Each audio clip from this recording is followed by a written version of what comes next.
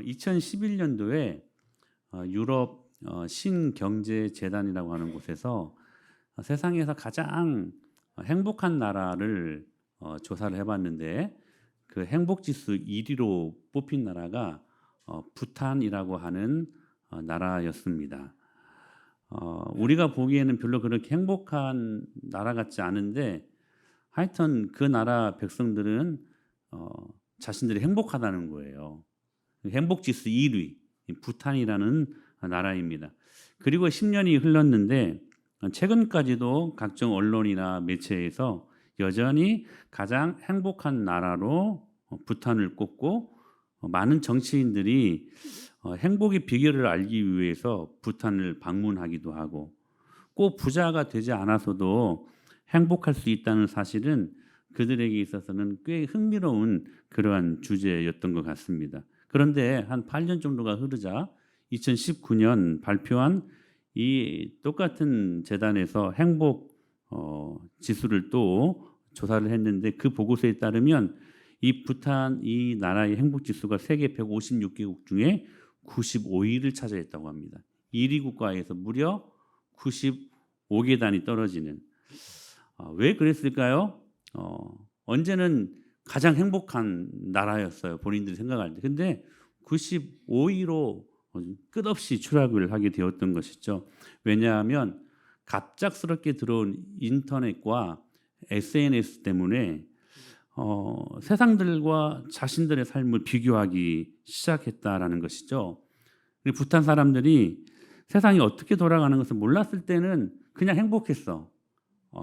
근데 인터넷을 통하여서 보니까 화장실을 보니까 너무 달라. 자신들하고 비데라는 것도 막 있고 막 그러니까 막 비교하기 시작한 거예요. 막 전기도 막 냉장고도 막 이게 너무 비교하다 보니까 자신들의 삶이 언제는 행복하다고 느꼈는데 와 이게 비교하다 보니까 이게 행복하지 않은 거예요. 그래서 거의 최하위권으로 그 행복 지수가 떨어졌다라는 것을 우리가 보게 됩니다.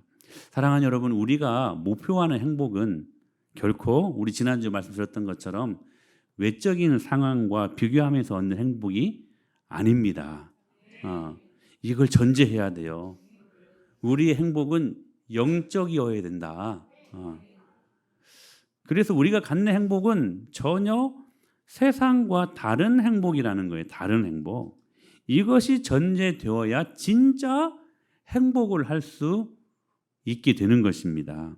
지금도 만인이 가는 길, 만인이 세상이 추구하고자 하는 행복을 찾아서 많은 사람들이 애쓰고 있는데 그것만 찾는다면 우리는 진짜 행복, 그 행복과 거리가 먼 삶을 살 수 있다는 사실입니다. 여러분, 다른 행복을 찾아다니십시다. 세상과 다른 진짜 행복 말입니다. 그 진짜 행복이 팔복 안에 있어요. 팔복 안에. 그 첫 번째 행복의 기준이 바로 심령이 가난해지는 것이라고 말씀하고 있습니다. 자, 우리의 행복의 기준은 부자인데 오늘 진짜 행복의 기준을 말씀하시는 팔복에서는 가난이라는 단어를 먼저 사용하고 계신다는 거예요. 근데 여기 가난에 대한 오해가 있는데 팔복에서 말하는 가난은 이 물질의 가난을 의미하는 말이 아닙니다. 그리고 또 하나 허약한 정신의 의미를 말하는 것이 아닙니다.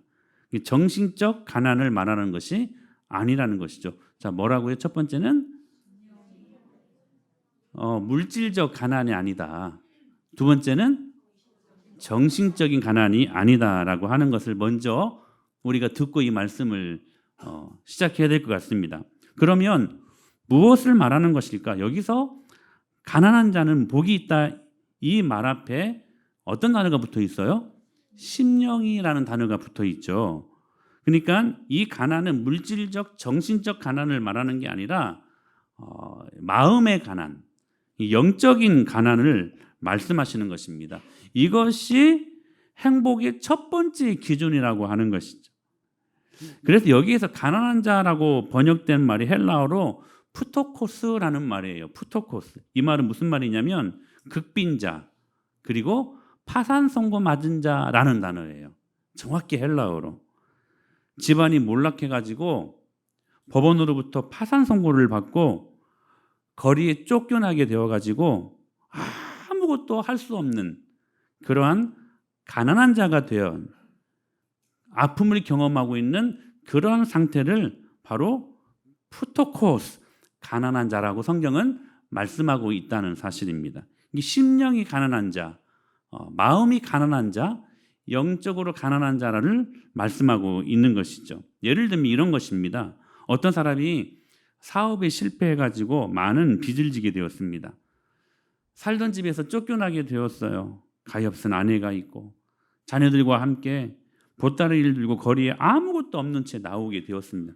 때는 추운 엄동설한 겨울이었습니다. 날은 어두워지고 눈보라가 몰아치고 있었습니다. 도와줄 사람 전혀 없었고요. 통장에는 잔고 제로입니다. 아이들은 울기 시작하고 갓난아이를 안고 있는 아내의 눈에는 이슬이 맺혀 있습니다. 그런데 지나가던 한 이웃이 그들을 보게 됩니다. 일면식도 없는 사람이었습니다. 근데 그 모습을 보니까 너무 가여운 거예요. 그래서 그 이웃은 그들을 불쌍히 여겨가지고 자기 집으로 가자고 합니다. 오늘 일단은 따뜻한 방에서 자면서 한번 우리 살 방도를 찾아보자고 하고 자기 집으로 웰컴합니다. 초청합니다. 그때 도움받은 이 사람이 혹시 이런 생각을 할 수 있을까요? 혹시 제가 당신 집에 가기를 원하는데 방은 몇 개 있습니까? 제 아들에게, 제 딸에게 방 한 개 한 개 따로따로 줄 수 있습니까? 욕실은 있습니까? 화장실에 비데는 있습니까? 이렇게 말할 수 있을까요? 그렇게 말할 수 없을 것입니다. 그냥 그 지나가는 사람의 친절에 그 호의에 감지덕지해서 그냥 하룻밤 지내는 것만 해도 너무 참 감사한 일이 될 것입니다. 왜냐하면 아무것도 의지할 수 없기 때문에, 아무것도 도움을 받을 수 없기 때문에, 그래서 그 도움을 준 그 이웃에게 감사한 마음을 갖는 것, 그것이 파산 선고 받은 사람들의 마음이라는 것은, 이것이 심령이 가난한 사람들의 마음이라는 것입니다. 우리 중에는 실제 파산 선고를 맞아서 참 힘든 시간들을 보내고 있는 사람들이 있었습니다. 우리 주연 집사님, 우리 을선 집사님을 보면 참 좋은 집, 저희가 처가 쪽으로 6 이제 자매인데 6 동서가 있는데 집이 제일 좋은 집이었어요. 그리고 그 집에 가면 없는 게 없어요. 없는 게. 저희 6 동서들 중에 갖고 있는 거 다 갖고 있었어요. 근데 사업에 빚을 지고 사업의 그 부담감 때문에 드디어 파산 신청을 하고 파산 선고를 맞으니까 그 좋은 집 다 날라가고 그 안에 있는 거 다 주위 사람들 와서 다 가져가라고 하고, 왜냐하면 그 밀려오는 빚이라고 하는 그 부담감 때문에 빨리 그것들을 처분하는 게 급선무인 거예요. 그리고 집 다 날라가고 다 그 안에 있는 것들 다 사라지고 기거할 집도 없는 상태에서 가까스로 이 황골 그 근처에 원룸 하나 잡았습니다. 근데 그곳에는 예랑이 예성이가 들어갈 수가 없었어요. 그래서 그 옆에 우리 황골 사택이 있지 않았습니까? 여러분 그 황골 사택도 18평밖에 안 됐습니다. 실평수가. 그래도 실평수가 18평이지만 방이 3개여가지고 우리 예랑이 방 하나 주고, 그리고 예성이 신혼이 방 하나에서 2명이 자고, 그리고 저희들이 이렇게 그렇게 살았습니다. 한 번씩 이제 한참 막 고등학생 막 그쯤 되니까 우리 남자 방 오니까 우리 신혼이 예성이 방 들어가면 얼마나 남자 냄새가 또 꼬래, 지들도 남자라고 얼마나 막 푹푹 풍기는지. 그래도 감사했어요. 감사해서 함께 살 수 있는 것이 감사했고, 함께 의지할 수 있음이 감사했고, 그리고 우리 주연 집사 두 부부 사이에서는 아이들을 맡길 수 있는 것만 해도 감사였지 않았겠습니까? 저희들도 참 감사했어요. 작지만 함께 살 수 있어서 감사했고, 왜냐하면 다른 방법이 없으니까, 다른 의지할 대상이 없었기 때문에. 여러분, 참으로 회심한 자는 심령의 파산 선고를 받은 사람들인 것을 기억하시길 바랍니다. 심령의 거지가 된 사람, 그 마음 간직하고 있으면 은혜 안에 있는 것이고, 잃어버렸으면 은혜에서 멀어진 모습일 것입니다. 사랑하는 여러분, 다 우리가 하나님 앞에 그런 사람들 아닙니까? 우리가 그런 심령으로 하나님을 찾은 적이 언제인가 한번 여러분 적용해 보시기를 바랍니다. 불타는 마음으로 하나님을 만나고 싶어 한 적이 과연 언제인가 하는 것입니다. 그분의 은혜 없이 살 수 없다는 갈망이 지금 여러분에게 과연 있는가 하는 것입니다. 파산 선고 맞은 자의 마음은 그러합니다. 하나님을 찾지 않고서는 살 수 없고, 불타는 마음으로 하나님을 만나지 않고서는 살 수 없고, 그분의 은혜 없이는 살 수 없는 자들의 마음이 그 심령의 파산 선고를 받은 자의 마음, 심령이 가난한 자의 마음이라고 하는 것입니다. 이것이 행복의 첫 번째 조건입니다. 여러분들은 어떻습니까? 행복하십니까? 진짜 이 행복의 조건에 부합한 삶을 여러분이 현재 살고 있는가 하는 것입니다. 여러분 마음 안에 있는, 내재되어 있는 마음의 상태를 한번 깊이 점검해 보십시오. 내 안에 있는 것이 죄밖에 없기 때문에 하나님의 도움이 없이는 절대로 우리는 하나님의 나라에 들어갈 수가 없는 존재임을 확실히 깨닫고, 그 하나님 앞에 전적으로 매달릴 수밖에 없는 그러한 가난한 마음들, 하나님을 향한 갈망이 있어야 돼요. 그게 예수님의 자녀들의 모습들이에요. 그 삶이 익숙해야 돼요. 하나님을 향한 의존도가요, 절대적이어야 돼. 우리는 하나님만 의지하지 않습니다. 왠지 아세요? 의지할 게 너무 많아요. 우리 자녀들은 엄마 아빠를 어떨 때는 하나님보다 더 많이 의지하는 것 같아요. 여러분의 자녀들이요, 엄마 아빠 의지하는 것보다 하나님 더 많이 의지할 수 있도록 여러분 양육하셔야 돼요. 할렐루야. 여러분, 너무 우리 주위에 의지할 것들이 많아서 하나님만 의지하는 것이 결핍된 우리들의 모습 아니냐 하는 것입니다. 우리는 계속해서 하나님 밖에서만 행복하려고 그래요. 그래서 지금 여러분들이 고통하고 있는 것 아닙니까? 여러분 이 말씀을 깊이 받으셔야 돼요. 여러분, 우리의 불행의 시작은 하나님 밖에서 행복하려고 할 때 불행은 시작됩니다. 그래서 경험하고 있는 고통이 여러분들이 지금 고통하고 있는 것들 아니냐는 거죠. 여러분 오늘 이 말씀을 믿음으로 받고 심령의 파산 선고를 받은 자처럼 주님을 향한 갈망이 다시 회복되고, 주님을 향한 의존도가 다시 절대적으로 회복되는 그런 은혜가 임하게 되길 축복합니다. 현실의 삶 속에서도 그놈의 그 죄의 결과 때문에 이리저리 얽히고 설키고 완전히 꼬여버린 나의 가정과 경제, 관계, 도무지 답이 없어가지고 하나님 앞에 전적으로 나와서 의존할 수밖에 없는 그 마음, 여러분 기억하십시오. 이 행복의 조건은 내가 무언가를 열심히 결심하고 노력해서 되는 것 절대로 아닙니다. 착각하지 마세요. 여러분은 그 어떤 것도 이룰 수 없는 여러분 그러한 본성을 갖고 있는 존재들입니다. 안 돼요. 안 돼요. 이것은 내 안에 주님이 주시는 은혜가 아니면 결코 우리의 스스로의 힘으로서는 이룰 수 없는 것입니다. 만약에 그 마음이 코딱지만큼이라도 조금이라도 있으면 그건 교만이에요. 교만은 여러분 모든 패망의 선봉이요. 거만한 자의 마음은 넘어짐의 앞자민이다. 안 되는 거예요. 성경 말씀은 진리입니다. 그러니까 여러분들 사실 오늘 팔복부터 시작되어지는 이 팔복과 산상수훈이 여러분 우리 힘으로 이거 여러분 지킬 수 있어요? 우리의 여러분 지혜와 우리의 능력으로 지킬 수 있는 것들이냐는 거예요. 지킬 수 없습니다. 어떻게 이 산상수훈의 말씀을 우리가 다 지킬 수 있어요? 천만의 말씀을 못 지켜요. 그러니 중요한 게 하나님의 은혜 아닙니까? 하나님의 은혜가 있으면 돼요. 내가 지키려고 해서 지켜지는 게 아니라 그 은혜가 있으면 어느 순간 내 삶을 뒤돌아보니까 그렇게 살고 있어. 무엇으로 되는 거예요? 내 힘으로 되는 거예요? 아니에요. 내 능력으로 되는 거 아니, 내 경험, 내 지식, 내 의지로 되는 거예요? 아니에요. 주님의 은혜로 되는 거예요. 여러분 오늘 은혜가 있어야 돼요. 여러분의 삶 속에 은혜가 있어야 돼요.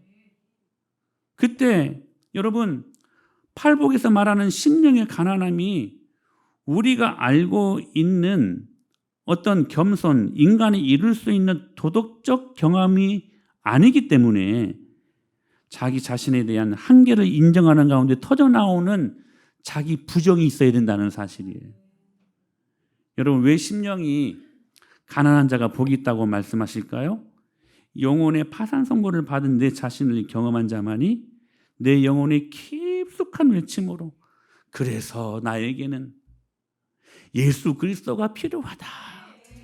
이 절대적으로 고백할 수 있는 이 믿음. 이 고백은 단순히 나는 주님이 필요합니다. 그렇게 나는 예수님을 믿습니다. 나는 읍조림이 아니에요. 이것은 자신의 죄 때문에 정말 나는 하나님의 나라에 갈 수 없음을 잘 아는 사람이 외치는 실제적인 간절함에서 나오는 고백이라는 것입니다. 많은 믿음의 선조들이요 하나님 앞에서 이 고백을 하지 않았습니까? 예수 그리스도를 진짜로 만난 믿음의 선조들은 자기 부정부터 일어났어요. 자신의 자아의 부정이 일어난. 베드로가 예수 그리스도를 진짜로 만나고 난 다음 그가 했던 고백이 뭡니까? 나는 죄인입니다. 나를 떠나소서. 자기가 부정돼요. 자아가 없어지는 거예요. 예수님을 제대로 만난 사람은 그런 거예요. 자기 말을 할 수 있어요? 자기 신념을 고집할 수 있어요? 없어요. 예수님 진짜 만나면 그리할 수 없다는 거예요. 여러분 바울이 예수님을 진짜 만나니까 뭐라고 고백합니까? 나는 죄인 중에 괴수라고 고백하지 않습니까? 그가 예수님 만나고 난 다음에 그렇게 막 커다란 우리가 생각하는 그런 죄를 범한 사람이 아닙니다. 그런데도 인간의 본성이 거룩하신 하나님을 만나고 나니까 고백되어지는 것은 그거밖에 없어요. 자신의 부정. 나는 죄인입니다. 나는 아무것도 아닙니다. 여러분 이 고백들이 여러분의 삶 속에서 진짜 있냐는 거예요. 그것이 안 되면 행복할 수 없습니다. 진짜 행복을 우리가 경험할 수 없는 것이라는 거예요. 우리 영혼의 깊숙한 외침은 내가 부정되고 주님 나는 죄인입니다. 그래서 저에게는 예수님이 필요합니다. 그래서 나의 모든 구원이 예수님께만 있습니다. 나의 삶의 축복도 예수님께만 있습니다. 그걸 진짜로 고백할 수 있는 우리들의 간절한 외침. 사실 파산 선고를 받은 자 같은 영혼의 자기 부정이 일어날 때 어떤 놀라운 특징이 일어나냐면 우리의 마음은 온갖 산란하고 내 자아로 가득 찬 것들이 신기하게 비워지게 되는 놀라운 은혜를 경험하게 됩니다. 우리가 무엇인가 맛있게 먹을 때 무언가를 비우지요. 채우려면 비웁니다. 우리 송강리 사님이 무엇인가를 맛있게 먹으려면 항상 비우듯이 비우는데 선수입니다. 참 이상해요. 파산 선고를 받은 것 같은 우리 영혼의 자기 부정, 자기 부인이 일어날 때 우리들의 마음은 온갖 산란스럽고 온갖 얽히고 설킨 내 자아로 흑암으로 가득 찬 것들이 비워지게 돼요. 비워지게 돼요. 여러분 영적인 회복에는 반드시 순서가 있습니다. 저절로 되는 거 아니에요. 회복이 있기 전에 먼저 심령이 가난해지는 작업들이 생기게 된다는 사실입니다. 마음이 한없이 낮아지고 그래서 하나님만을 바라보고 그분께로부터 오는 도우심 이외에는 다른 어떤 것에도 소망을 줄 수 없는 그런 마음의 상태가 먼저 일어나게 된다는 것입니다. 다윗의 마음의 상태를 한번 보십시오. 얼마나 가난한 마음이었습니까? 그 수많은 광야를 지나면서 다윗의 마음은 그야말로 낮아질 대로 낮아진 가난한 자의 마음을 갖게 되었습니다.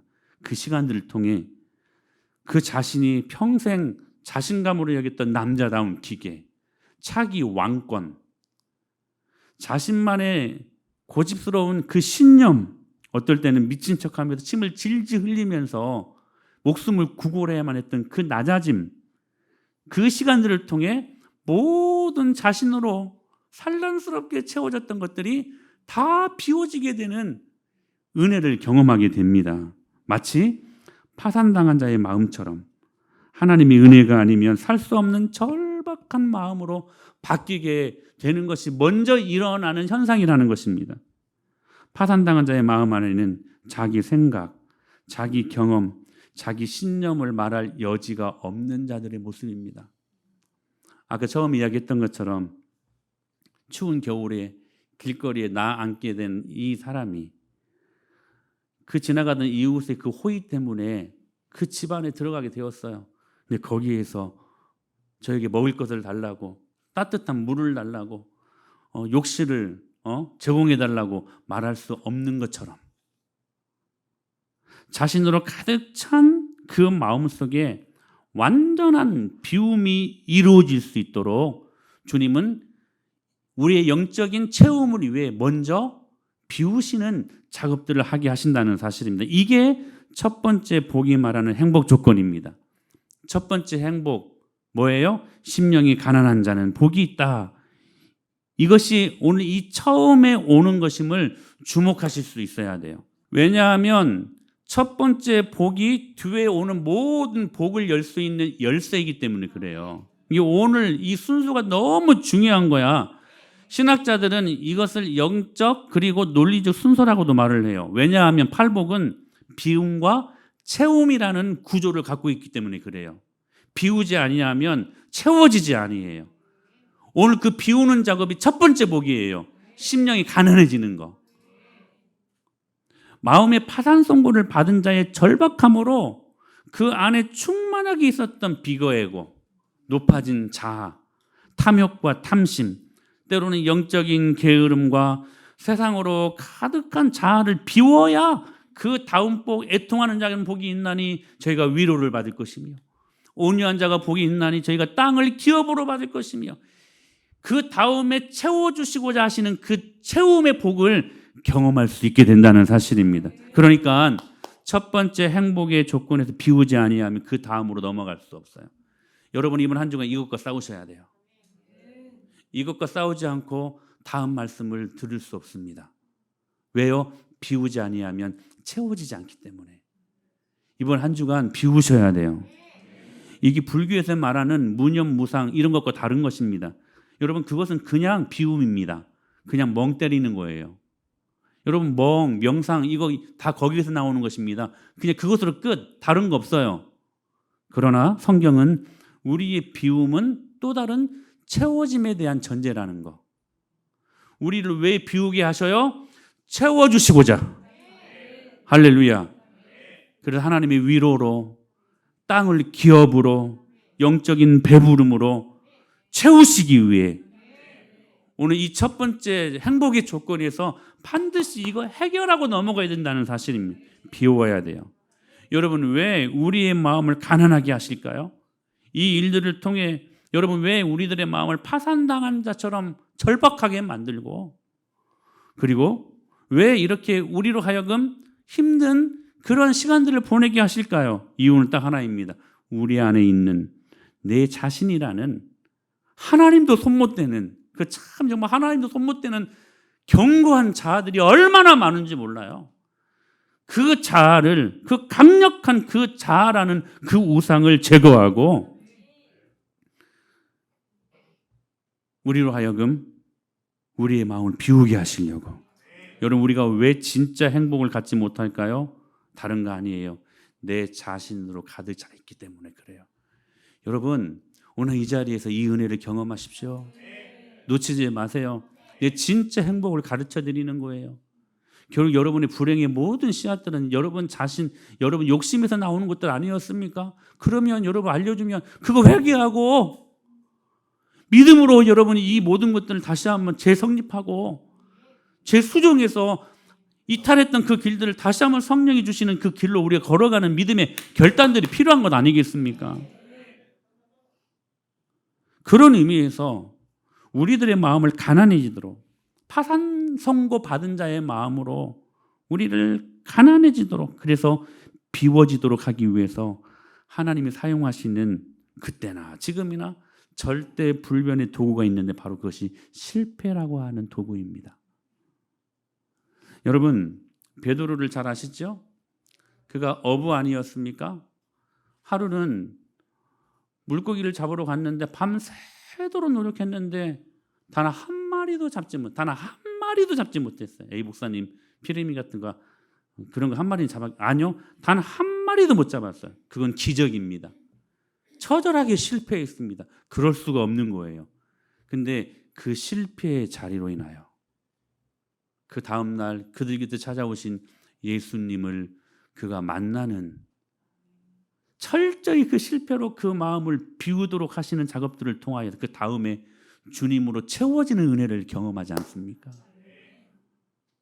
만약에 그 전날 엄청난 고기를 평소처럼 잡았다면 교만해가지고 와, 내가 이렇게 많은 고기를 잡았다라고 막 자랑하면서 예수님을 봤어도요 그냥 지나쳤을 것입니다. 그런데 가난해지고 나니까, 처절하게 실패하고 나니까, 나는 아무것도 할 수 없는 죄인이라고 고백하니까 예수님이 그 마음 안에 들어올 수 있는 채워짐의 축복이 임하게 되었다는 사실입니다. 요셉이요, 그 인생 정말 파산당한 사람 아니었습니까? 밤새도록 한 마리 물고기 잡지 못했던 베드로도 파산 선고를 받은 그 인생, 실패한 인생. 근데 요셉도요, 실패한 인생이었어요. 형들에게 팔려갔죠. 보디발 장군의 그 사모님에게 모함을 당해가지고 처절한 아픔을 경험하고 감옥에서도 배신당하고 계속 실패의 연속 아니었습니까? 그런데 어느 순간 자신도 모르게 바로 앞에 서 있는 거예요. 실패가 하나님을 위해 쓰임받기 위한 비워지는 시간들이었어. 그리고 마지막에 애굽의 총리로 주님이 사용하시기 좋은 하나님의 일꾼으로 그 실패를 사용하셔서 주님의 능력으로 그를 채우신 것입니다. 사랑하는 여러분, 파산 선고 받은 마음을 만들기 위해 하나님은 오늘도 우리의 마음을 비우기 위해 우리를 어떨 때는 실패의 자리로 몰아가실 때가 있음을 보게 됩니다. 지금 여러분들은 무엇 때문에 힘드십니까? 때로는 부부 관계 때문에 힘드십니까? 파산당한 가정들이 있습니까? 있을 수 있습니다. 파산당한 여러분 사업이 있습니까? 우리 중에는 몇몇 이런 분들이 계십니다. 여러분 건강으로 말미암아 실패한 인생들이 있습니까? 여러분 왜 그 실패한 인생들을 주님이 살게 하십니까? 이유가 뭐라고요? 여러분 하나님으로 채우시기 위한 여러분들을 비우는 시간들이라고요. 할렐루야. 여러분 이 은혜를 경험하실 수 있게 되길 축복합니다. 그래서 우리의 실패의 자리는 결코 원망의 자리가 될 수 없어요. 불평할 수 있는, 짜증낼 수 있는 자리가 될 수 없어요. 그 실패의 자리는 축복의 자리입니다. 우리 주연 집사를 얼마나 하나님 몸부림치며 잘 찾고 있는지 몰라요. 그 실패가 없었다면 결코 보일 수 없는 모습들이었을 것입니다. 실패는 우리에게 축복입니다. 우리를 비우는 축복이라고요. 그냥 비움으로 끝나는 것이 아니라 주님으로 채워지기 위한 주님의 섭리라고요. 12년 전에 교회를 개척을 하고 정말 저희는 파산 선고 받은 자처럼 가난했습니다. 사실 제가 자라나온 배경이 그렇게 가난한 생활은 아니었거든요. 막 부자는 아니었지만 그러나 그 옛날 그래도 좀 살았어요. 제 배경은 그렇습니다. 그런데 개척하고 교회를 시작하고 나서 저희는 정말 파산 선고 받은 자처럼 가난했습니다. 집도 없었고요. 수입도 없었고요. 교회에서 1년 반을 저 목양실에서 살았습니다. 사모는 씻기 좋아하는 사람인데 씻을 곳이 없으니까 그 1년 반 동안의 삶이 얼마나 여러분 상상이 되십니까? 부부싸움 이렇게 한번 마음 놓고 해주도 못했어요. 그건 좋은 겁니까? 교회라고 해가지고 이렇게 소리도 한번 제대로 지를 수가 없어요. 언제 성도들이 뭐 몇몇 되지 않는 그때 당시 초창기였으니까 또 갑자기 불쑥불쑥 이렇게 기도한다고 올 수 있기 때문에 자유롭지 못했어요. 신혼이에게는 정말 미안한 마음 가득한 시간들이었죠. 지금 목양실에서 새 식구가 살 때 여러분 제가 언젠가 말씀을 드렸었는데 석균초등학교 3학년으로 우리 아이가 전학을 왔거든요. 신혼이가 한 번인가는 몇몇 드린 말씀이에요. 체육 시간에 무슨 게임을 하는데 체육 선생님이 아파트 보일러 모이라고 했대요. 팀을 나누는데 신동아 모여, 아델리움 모여, 저기 뒤에 저기 전원주택 모여. 신혼이 아무데 속하지가 않잖아. 근데 그 넓은 운동장의 가운데 덩그러니 놓여져 있었대요. 그것이 굉장히 많이 힘들었다라고 나중에 고백하는 그 소리를 들은 적이 있습니다.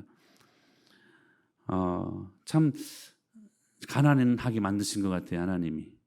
등교할 때 여기서 살 때 말입니다.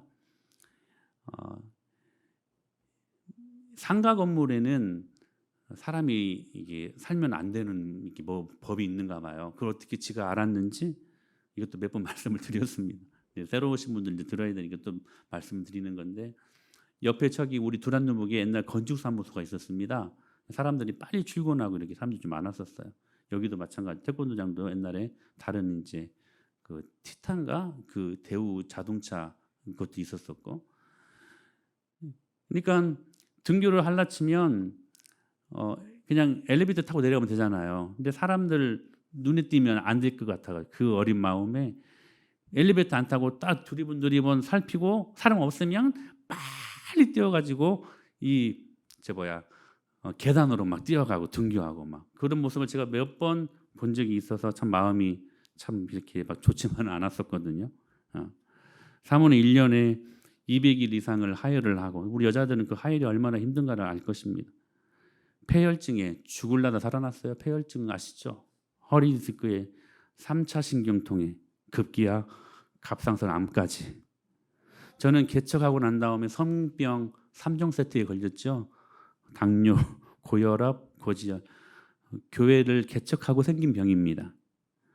이게 쓰라린 실패와 가난한 마음 때문에 참 많이 제 자신도 발견하지 못했던 교만을 주님께서 아주 세밀한 부분들까지 내려놓게 하시는 작업들을 경험을 했습니다. 사실 12년 동안 은혜마을교회를 섬기면서 3번의 다른 교회에서의 청빙이 왔었습니다. 그 교회 중에는 한 교회는 대형 교회도 있었고 중소형 교회도 있었습니다. 그냥 옮기면 줘도 되는 문제들이었어요. 그러나 이 영적인 파산 선고받은 가난한 마음으로 비우게 하시는 주님의 훈련하게 하시는 그 이유를 알았기 때문에 제가 그런 길들을 다시 선택할 수가 없었습니다. 우리 은혜마을교회 이 사명지가 너무나도 확실한데 그리고 오로지 맡겨주신 양떼들만 집중하도록 그렇게 하고 나니까 주님께서 좋은 장로님들, 우리 신실한 충성스러운 순장님들, 우리 너무 좋은 권사님, 우리 성도님들, 집사님들 만나게 하시고 지금은 섬길 수 있어서 얼마나 행복한지 몰라요. 그때 그 마음에 가난함이 없었다면 저한테는 그 가난함은 진짜 큰 축복이었던 것 같아요. 그때 그 파산 선고 받은 사람처럼 절박하지 않았다면 그때 내 지식과 내 경험과 제 신념으로만 그래서 제 자아를 비우지 않았다면 이러한 귀한 열매로 채워질 수 있었을까 하는 생각을 이 말씀을 준비하면서 해보게 됩니다. 사랑하는 여러분, 심령이 가난한 자의 마음은 복입니다. 그게 첫 번째 복의 조건이라는 사실들을 깨닫고 여러분 오늘 또 주님의 은혜로 채워지기 위해 우리의 부족하고 더러운 것들이 이 시간 예수님의 이름으로 비워지고 참된 행복으로 나아가게 하시는 주님의 은혜를 경험하는 저와 여러분이 될 수 있게 되기를 예수님의 이름으로 간절히 축복합니다.